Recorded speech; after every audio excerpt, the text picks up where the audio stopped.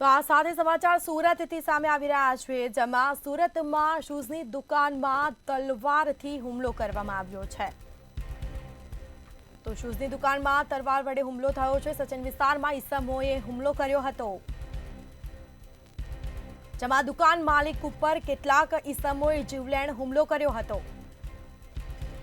તો ગંભીર રીતે ઘાયલ દુકાન માલિકને સારવાર અર્થે હોસ્પિટલ લઈ જવામાં આવ્યો, જેમાં ઘટના બાદ ફરાર હુમલાખોરની સચિન પોલીસે ધરપકડ કરી છે। વધુ વિગતો સાથે સંવાદદાતા રાબિયા સાલે ફોન લાઈન પર જોડાયા છે। જી, શૂઝની દુકાનમાં તલવાર વડે હુમલો કરવામાં આવ્યો છે, શું છે સમગ્ર મામલો?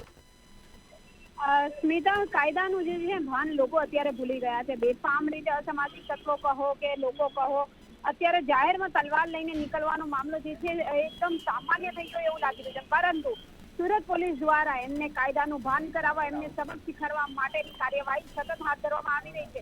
વાત છે સુરતના સચિન વિસ્તારની, સ્મિતા, જ્યાં સુરતના સચિન વિસ્તારમાં શૂઝની દુકાનમાં કેટલાક ઇસમો તલવાર લઈને ઘૂસી ગયા હતા અને જે દુકાન માલિક છે તેની ઉપર હુમલો બોલી દીધો હતો।